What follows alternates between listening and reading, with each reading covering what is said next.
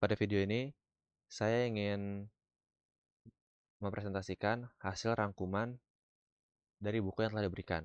Sebelumnya, saya Zainal Nofrizal dengan NIM 2021313061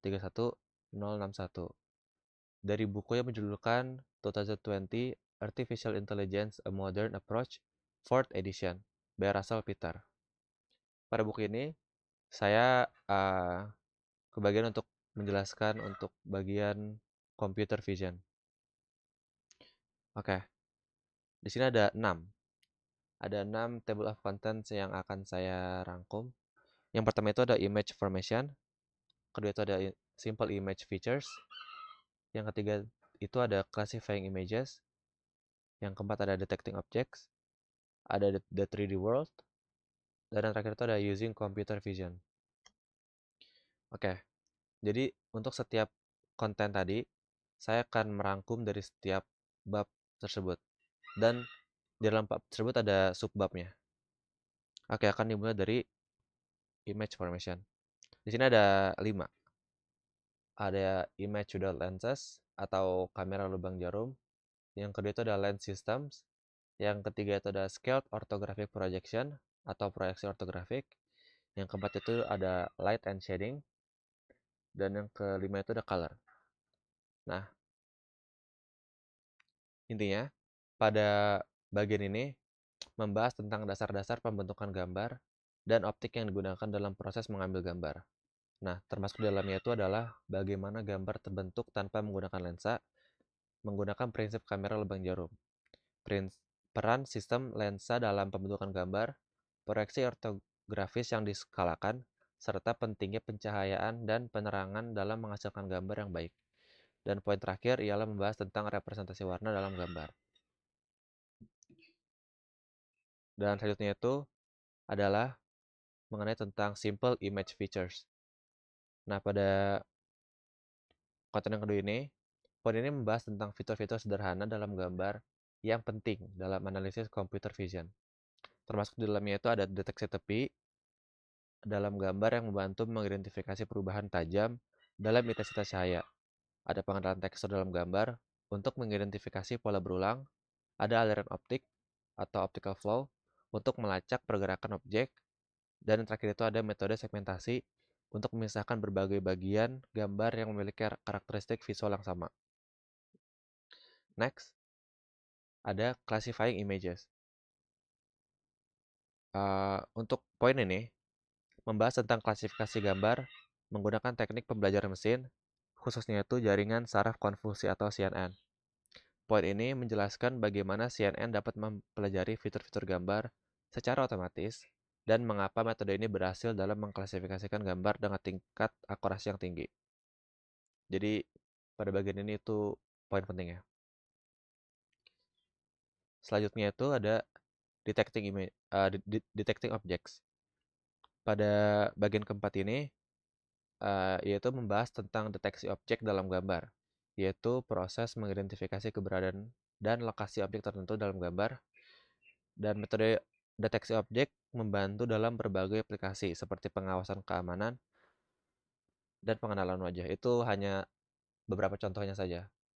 Dan pada PowerPoint ini ada lebih, yaitu seperti navigasi kendaraan otonom, ada analisis medis, dan lain-lain.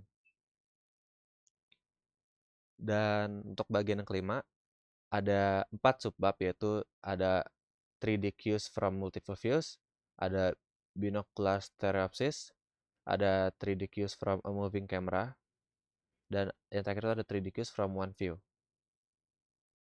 Nah, pada poin ini membahas tentang pemahaman dunia 3D berdasarkan gambar-gambar yang diambil dari sudut pandang yang berbeda. Termasuk di dalamnya adalah penjelasan tentang penggunaan beberapa sudut pandang untuk mendapatkan informasi tentang struktur 3D. Penggunaan stereopsis ini untuk melihat dengan kedua mata, serta cara mendapatkan informasi 3D dari satu sudut pandang.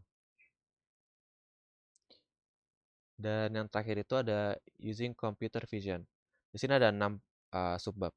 Yang pertama itu understanding what people are doing. Ini mana menganalisis perilaku manusia berdasarkan informasi visual. Contoh, kita dapat mengidentifikasi tindakan atau aktivitas manusia berdasarkan gerakan atau pose tubuh mereka. Yang kedua ini ada linking pictures and words, yaitu mengaitkan gambar dengan deskripsi sebuah teks. Ini melibatkan membangun model yang dapat menghubungkan informasi visual dalam gambar dengan teks, yang menggambarkan objek, aksi, atau konteks gambar tersebut. Yang ketiga itu ada reconstruction from many views, yaitu menggunakan banyak pandangan gitu. Jadi tidak hanya satu sudut pandang. Kita dapat membangun model 3D ini lebih akurat karena dia tidak berpaku hanya pada satu sudut pandang gitu. Mencocokkan dan menggabungkan informasi dari berbagai pandangan untuk memperoleh pemahaman yang lebih lengkap tentang objek tersebut. Yang keempat itu ada geometry from a single view, yaitu menggunakan satu gambar tunggal untuk mengestimasi atau mengukur informasi geometris, seperti kedalaman atau bentuk objek. Nah, ini melibatkan analisis fitur-fitur dalam gambar untuk memperoleh pemahaman tentang struktur dan dimensi objek dalam gambar. Yang kelima itu ada making pictures atau membuat gambar. Computer vision ini dapat digunakan untuk membuat gambar baru berdasarkan representasi objek atau konsep yang ada. Contohnya adalah menghasilkan gambar sintetis berdasarkan deskripsi atau mengubah gambar dengan menerapkan efek khusus. Yang terakhir itu ada controlling movement with vision. Dalam robotika atau kendaraan otonom, computer vision ini dapat digunakan untuk mengontrol gerakan berdasarkan informasi visual yang didapat pada robotika atau kendaraan otonom tersebut. Dan yang terakhir itu masuk ke bagian kesimpulan. Kesimpulannya, computer vision ini adalah tentang memahami dan menganalisis gambar seperti manusia. Ini melibatkan ekstraksi informasi seperti tepi, tekstur, dan hubungan objek dalam gambar. Pentingnya computer vision ini terletak pada klasifikasi gambar, deteksi objek, dan estimasi struktur 3D. Metode populer termasuk penggunaan CNN untuk klasifikasi gambar dan deteksi objek. Dengan menggunakan beberapa pandangan gambar, kita dapat memperkirakan struktur 3D. Penglihatan komputer memiliki berbagai aplikasi seperti pengenalan wajah, keamanan robotika, dan kendaraan otonom. Jadi itu merupakan rangkuman yang telah saya buat dari bab computer vision itu sendiri. Kurang lebihnya mohon maaf. Sekian.